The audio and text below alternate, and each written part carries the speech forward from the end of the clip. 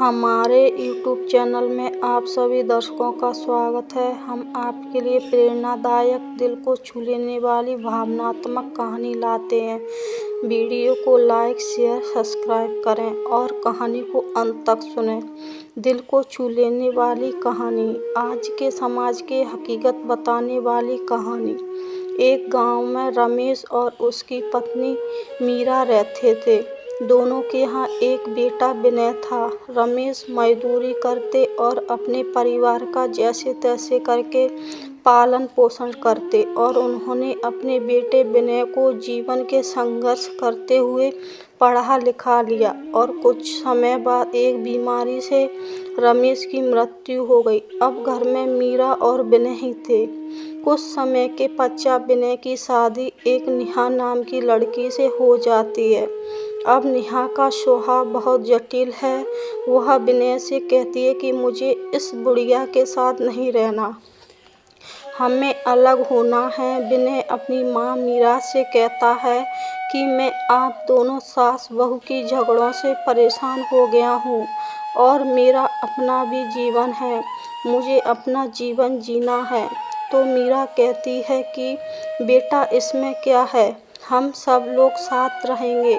लेकिन तभी नेहा बोलती है कि मुझे नहीं रहना आपके साथ, और वह कुछ थैले में मीरा के कपड़े वगैरह लाकर मीरा के सामने पटक देती है और कहती है यहाँ से निकल जाओ। और विनय यह सब देखते हुए भी कुछ नहीं बोलना और मीरा रोते हुए घर से निकल जाती है और वह एक रेलवे स्टेशन पर पहुंच जाती है। मीरा को बहुत भूख लग रही है तो वहीं भीख मांगकर अपना पेट भर लेती है।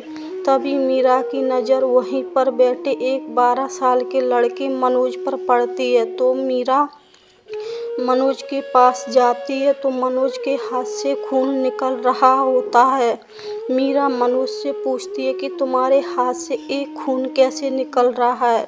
तो मनोज मीरा से कहता है कि मैं यहाँ सड़क पर भीख मांगता हूँ, लेकिन यहाँ सब भिखारी अपना अपना अलग स्थान है, इसलिए मैं उस गेट की तरफ भीख मांगने चला गया तो बड़े भिखारी ने मेरे को पीटा।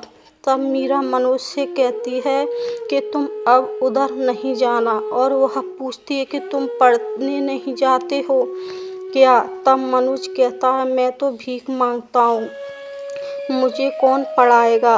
मीरा कहती है कि मैं तुम्हें पढ़ाऊंगी, अब मैं तुम्हारी माँ हूँ।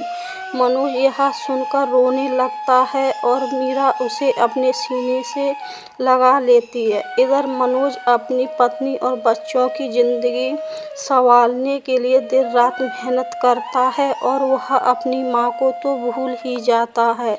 मीरा मनोज का सरकारी स्कूल में दूसरे दिन एडमिशन करवा देती है और वह भीख मांगने से मिले हुए कुछ पैसों से कम पैसों वाला एक कमरा किराए पर ले लेते हैं और मीरा और मनोज अब उसी में रहते हैं।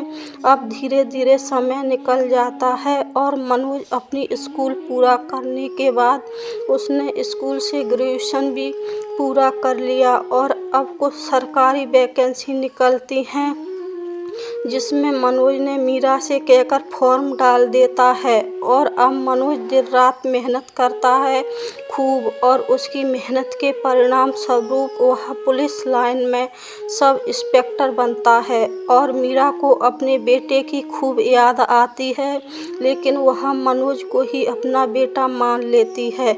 और अब मनोज सब इंस्पेक्टर बन जाता है और मनोज गर्व से अब अपना नाम मनोज मीरा सब इंस्पेक्टर लिखता है। तो यह कहानी आज की वर्तमान समय की हकीकत को बताती है कि आज के बच्चे अपने बूढ़े माँ बाप को बोझ समझ रहे हैं और उन्हें अपनी पत्नी की बातों में आकर वृद्ध आश्रम भेज रहे हैं। और यह कहानी बताती है कि खून के रिश्ते मायने नहीं रखते, रिश्ते तो दिल के होते हैं। हमारी कहानी आपको कैसी लगी कमेंट में ज़रूर लिखें।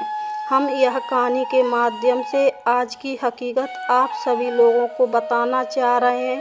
तो आपको वीडियो पसंद आए तो लाइक शेयर करें। धन्यवाद।